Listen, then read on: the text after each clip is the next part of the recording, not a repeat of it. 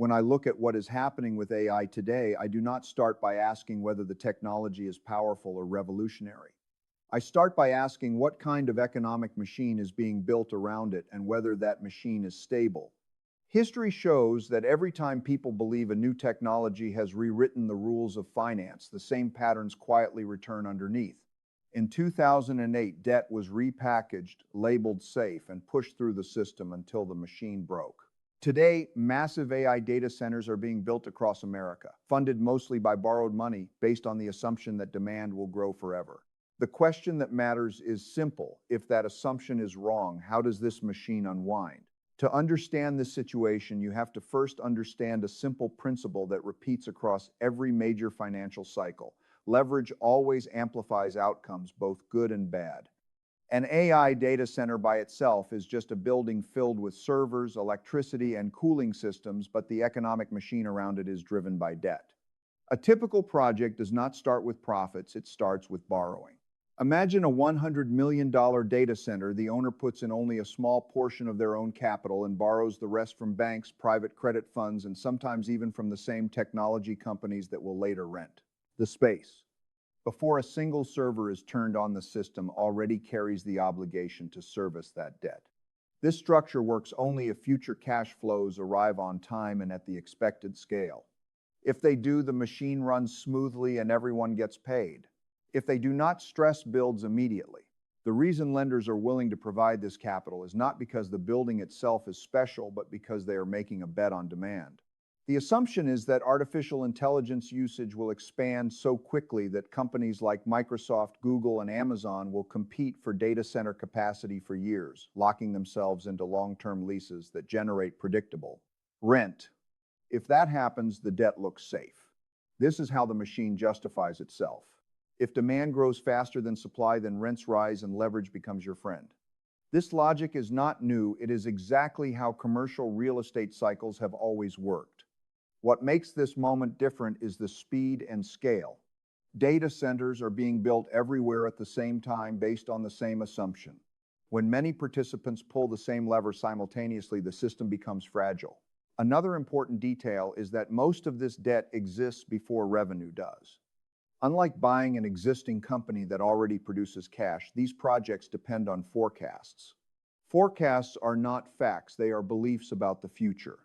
When beliefs are widely shared, they feel true even when they are wrong. This is why leverage combined with optimism is so dangerous. The machine becomes sensitive to even small changes. A slight slowdown in AI spending, a delay in tenant demand, or a rise in operating costs can all disrupt the balance. Because debt payments are fixed while revenues are not, the burden always flows downward to the weakest point in the system. This is where history matters. Every major debt-driven cycle begins the same way. Confidence rises, leverage increases, and the future is pulled forward. People do not feel reckless because the early data confirms their belief. But the question I always ask is not what is happening now, but what must be true for this machine to keep working. It must be true that demand continues to grow. It must be true that tenants keep paying. It must be true that refinancing remains available. If any of these assumptions fail, the machine does not slowly adjust, it reacts mechanically. That is the nature of leverage systems. Once leverage is in place, the next question is what keeps the machine running smoothly, and the answer is demand and confidence moving together through a cycle. Right now, the visible data suggests everything is working. Large technology companies are leasing massive amounts of data center capacity at record speed. Capital expenditures are accelerating and money is flowing into the system. From the outside, this looks like confirmation that the original assumptions were correct. When demand is rising and cash is coming in, the machine feels stable and risk feels distant. This is how most cycles convince participants that this time is different. But when I study cycles, I pay less attention to what is happening and more attention to why people feel safe. In this phase, confidence does not come from resilience, it comes from momentum. Demand today is projected forward and treated as permanent. If usage is rising now, then it must rise tomorrow. If companies are spending heavily now, then they must continue spending later. This belief becomes embedded in every forecast, every loan structure, and every valuation. The system quietly shifts from being driven by evidence to being driven by extrapolation. This is a critical transition point because extrapolation is fragile. The danger here is not that demand exists, but that supply is responding too aggressively to short-term signals. When many builders see the same opportunity, they all expand at once. Data centers are constructed everywhere at the same time using the same assumptions about occupancy and pricing. This creates a feedback loop. Rising demand justifies new supply, and new supply reinforces the belief that demand must be endless. In the early stages, this feels rational because nothing breaks. But systems do not break when stress is low, they break when stress appears suddenly and the buffers are too thin. Another important feature of this stage is that current success hides future constraints. Electricity costs, water availability, and grid capacity all become limiting factors over time. These are slow-moving pressures that rarely show up in optimistic projections. At the same time, tenants have more flexibility than many people assume. Even long-term leases are not guarantees of infinite demand. Companies can consolidate usage, delay expansion, or renegotiate terms when conditions change. When growth slows even slightly, the machine does not adjust gradually. Fixed costs remain fixed while variable revenue declines. That is how pressure accumulates quietly. History shows that this is the most deceptive phase of any cycle. It is when numbers look strongest and skepticism feels unnecessary. In the late stages of previous booms, whether in real estate, technology, or credit, the same logic appeared. As long as cash flows arrived, leverage was considered smart, not risky. But leverage does not care about narratives, it responds mechanically to math. If cash flows grow faster than debt obligations, the system rewards everyone. If they slow, the same structure magnifies losses. The transition between these two states is often faster than people expect. This is why I always return to a simple question. What must be true for this machine to continue functioning without stress? Demand must not only exist, it must keep accelerating. Costs must remain manageable. Capital markets must stay open. When multiple conditions must remain favorable at the same time, the probability of disappointment rises even if each individual assumption seems reasonable. When leverage and optimism combine, the financial system responds in a very predictable way. It tries to make risk feel smaller than it really is. This is done through structure. Instead of holding individual risky loans, Wall Street bundles many of them together and turns them into securities.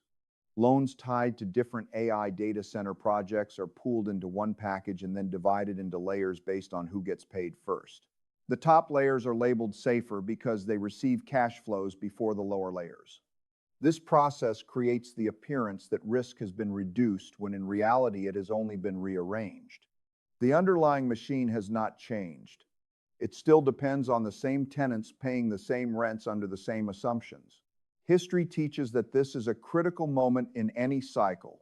In 2008, mortgage loans that were individually risky were combined and sold as safe because models assumed housing prices would not fall nationwide. The structure worked until the assumption failed. Today, a similar logic is applied to AI data center debt. Different projects in different locations are bundled together and rated as investment grade. On the surface, this looks prudent because diversification is supposed to reduce risk. But diversification only works when the risks are truly independent. When all projects rely on the same macro driver, which is continued AI spending growth, the correlation is much higher than it appears. One detail in the current system deserves close attention. These bonds are often rated as safe, yet they pay interest rates closer to junk level. This is not an accident. Pricing reveals truth even when labels do not. When investors demand high yields for supposedly safe assets, it means they intuitively sense the uncertainty. The rating says one thing, but the market says another. This disconnect is important because it tells you that risk is already being debated inside the system, even if it is not openly acknowledged. From a machine perspective, this is how stress is transferred. Banks and lenders reduce their direct exposure by selling these structured products to investors seeking yield. Pension funds, insurance companies, and long-term allocators buy them because they appear safe and pay more than traditional bonds. Risk moves away from balance sheets that are closely regulated and into places where it is harder to see and slower to react. The system becomes more opaque, not less. Transparency decreases while leverage remains. The key question I always ask at this stage is simple. What happens to these structures if the cash flows they depend on weaken at the same time? If a few tenants reduce usage or delay expansion, the impact is not isolated. Because the securities are built on shared assumptions, a broad slowdown affects many projects at once. The top layers that were considered safe only remain safe if everything goes according to plan. Once that condition is violated, the re-rating process begins and confidence erodes quickly. This is the point where radical truth matters. No amount of financial engineering can eliminate real economic risk. It can only move it around and delay its recognition. When structures grow complex, it often means participants are more focused on maintaining returns than understanding the machine itself. That is when thoughtful disagreement becomes essential. We must ask ourselves, how do we know these risks are truly diversified, and what evidence would prove us wrong? To see whether stress is actually building, you have to know where to look. In my experience, the credit market speaks the truth before the equity market does. Stock prices are driven by narratives and optimism, but credit prices are driven by the question of whether cash will arrive on time. When lenders and insurers begin to demand higher compensation for risk, it is not because of emotion, it is because the probabilities inside the machine are changing. This is why signals from the credit market deserve more weight than headlines or enthusiasm. In the case of AI data centers, the key link in the chain is the tenant. Data centers do not generate value on their own. They only function if the companies using them continue to pay rent. Many of these tenants are AI-focused firms that are spending aggressively while generating little or no profit. The assumption embedded in the system is that future breakthroughs will eventually justify current losses. If that assumption weakens even slightly, the stress flows backward through the machine. Rent payments become less certain, debt service becomes more fragile, and the securities built on top of those payments are repriced. One of the clearest signals of this process is the rise in the cost of insuring corporate debt through credit default swaps. When the cost of this insurance increases sharply, it means the market believes the chance of non-payment has risen. This is not a forecast, it is a price formed by people putting real money at risk. When this happens in companies closely tied to AI infrastructure, it suggests that the system is beginning to question whether the expected cash flows will actually materialize. Another important factor is concentration. When large technology firms both build and rent data center capacity, the relationships become circular. The same optimism that drives them to expand also underwrites the debt used to finance that expansion. If those firms slow spending, the impact is multiplied because they are connected to multiple parts of the machine at once. This is how localized decisions turn into system-wide stress. Correlation rises precisely when it matters most. What makes this stage dangerous is that the system can still appear healthy on the surface. Projects continue operating, leases remain in place, and revenue still flows. But under the surface, the cost of capital is rising, and confidence is quietly being reweighted. When lenders tighten terms or investors demand higher yields, they are pulling back the levers that allowed the machine to grow so quickly. Growth slows not because anyone panics, but because the math no longer works as easily as before. This is where radical transparency is needed. Instead of asking whether AI is the future, we should ask where the weakest cash flows are and how sensitive the system is to small disappointments. Pain in markets does not arrive randomly. It arrives when reality diverges from expectations. The role of thoughtful disagreement is to challenge the assumptions before the cycle forces that lesson upon us. When leverage is high and confidence begins to fade, the system does not fail all at once. It fails through a sequence of cause and effect reactions. This is the domino phase of the cycle. It often starts with something that appears manageable. AI spending grows more slowly than expected, or operating costs such as electricity and water rise faster than forecasts assumed. On their own, these changes seem minor, but in a leveraged machine, small deviations matter because obligations are fixed while revenues are not. The margin for error is thin. If cash inflows weaken, the first stress appears in the ability to service debt. Projects that were comfortably covering interest payments begin to feel pressure. Lenders notice this and adjust their behavior. Refinancing becomes more expensive or unavailable. This is critical because many data center projects depend on rolling over debt rather than paying it down. When the option to refinance disappears, the machine loses one of its most important stabilizers.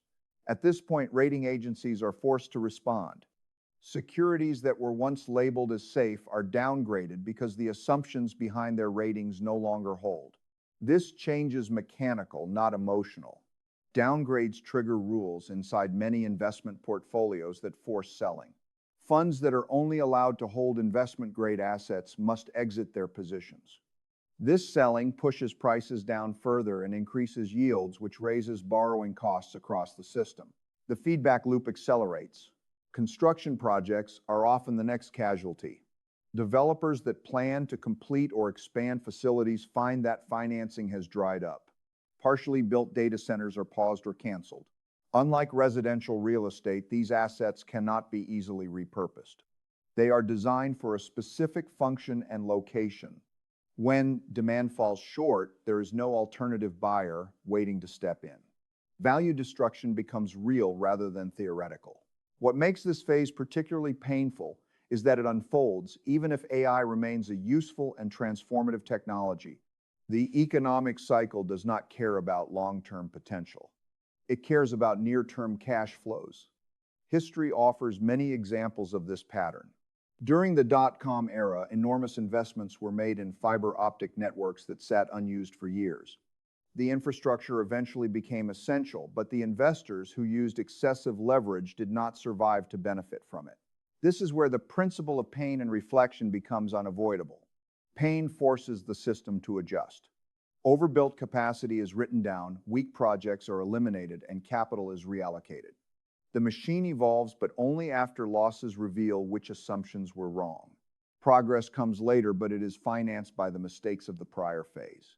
The key question for anyone observing this system is not whether such a scenario will happen, but how exposed they are if it does. When cycles turn, they do not ask for permission. They simply follow the logic of debt and cash flow. Understanding that logic is the difference between being surprised and being prepared. When I step back and look at this entire system, the most important question is not whether it will resemble 2008 exactly, but where the risk truly lives and how that risk propagates through the cycle. In 2008, the debt machine was deeply embedded inside the core banking system. Banks held the loans, they packaged the loans, and they were interconnected through leverage and derivatives. When one part failed, the entire system seized up. Today, the structure is different. Much of the risk tied to AI data centers sits in private credit funds, structured products, and long-term investors searching for yield. This lowers the probability of a sudden systemic collapse, but it does not eliminate pain. It changes who experiences it and how quietly it unfolds. This distinction matters. A crisis does not need to be loud to be destructive. A slow erosion of returns, a series of write-downs and years of underperformance can damage pensions, endowments, and individual investors without ever triggering a headline moment. This is why I do not focus on dramatic predictions. I focus on probabilities and exposure. The machine can break in more than one way, and history shows that the most common outcome is not catastrophe but disappointment relative to expectations. Another lesson from history is that technological progress and financial cycles are not the same thing. AI may very well transform productivity and reshape labor just as the internet did. That does not guarantee that the investments made today will be rewarded on the timeline or at the prices assumed. During the dot-com cycle, the technology succeeded while many investors failed. The distinction came down to leverage, timing, and discipline. Those who survived understood the cycle and sized their risk accordingly. This brings us back to the principle of pain and reflection. When systems overreach, pain is inevitable. What determines progress is whether that pain leads to learning. Investors and policymakers must be willing to look honestly at where assumptions were wrong and adjust behavior. Denial prolongs cycles. Transparency shortens them. The purpose of studying these patterns is not to stop innovation, but to survive it. So, how do we know what to do? We weigh evidence, not narratives. We watch credit spreads more than stock prices. We examine cash flows, not projections. We ask what must be true for our beliefs to hold and what would disprove them. We assign weight to opinions based on track records and incentives rather than volume. This is believability-weighted decision-making applied to markets. In the end, the machine does not care what we hope will happen. It responds only to cause and effect. Debt must be serviced, cash must arrive, and confidence must be earned repeatedly. Those who accept this reality early have options. Those who ignore it are forced to react later. The goal is not to predict the future perfectly, but to position ourselves so that no single outcome can destroy us. That is how you stay in the game long enough to benefit from real progress.